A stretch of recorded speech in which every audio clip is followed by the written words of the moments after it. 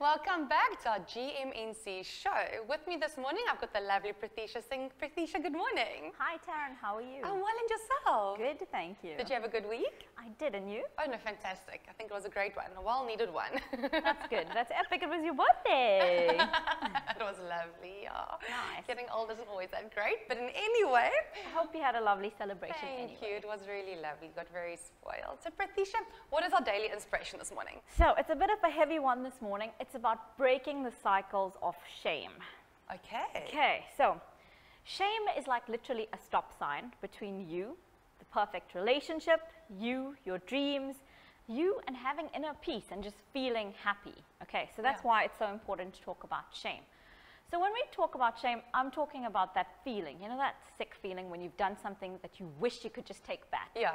Maybe after a night of over drinking, and then you have to face everybody the next day. Or some people live with shame on a daily basis, like they feel embarrassed when they think about their body, or they feel embarrassed with the work position that they have, or they feel shameful about the house that they live in. Now, shame is one of the most primitive emotions that humans experience, and that is why it is so devastating to us, right? And we can have shame from the time we're like 4 years old, 7 years old, 13 years old, and you carry it over and over throughout your life with you. And it just literally squeezes you and holds you back. I mean, think about it when you're embarrassed. You literally want to sit there like this, right? You cringe. You want to hide your face away. You want to hide your face. You don't want to face anyone, right? And so I got a story to illustrate this, and it's by my mentor, Marcy Shimoff. And so she's quite on the older side now. So she tells the story when she was 13 years old, and hot pants were in. Taryn, do you know what's hot pants? Hot pants like the ski pants, hot pants. Yes. So it was the day at school when she was about 13, and they all got to wear their hot pants.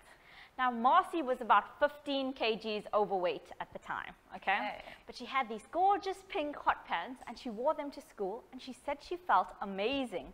And everything was lovely, and she came home with her friend Allison, and they decided to phone another friend. Now, it was also back in the day when you had the 2 telephones, and you know, you could pick up the phone on either side. Yes. So they phoned their friend Maria, and Maria didn't know that Marcy was on the call. So she had said, the first thing she said was, Allison, did you see what Marcy wore to school today? Those hot pants and those thighs. Shame.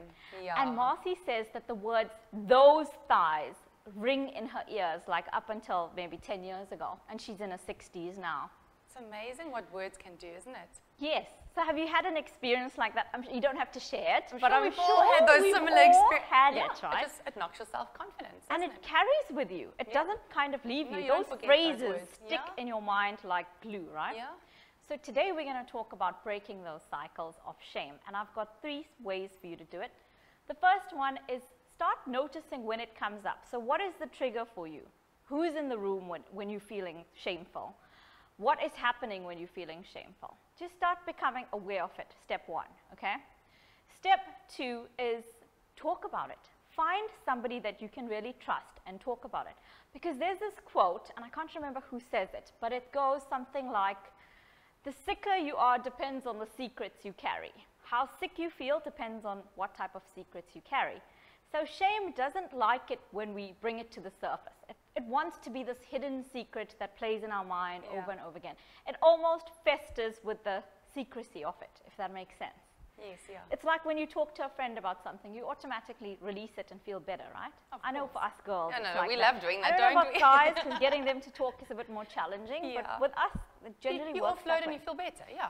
So talk about it. Just have a laugh about it. Make it light. Because, I mean, generally it would be something that happened maybe even 20 years ago.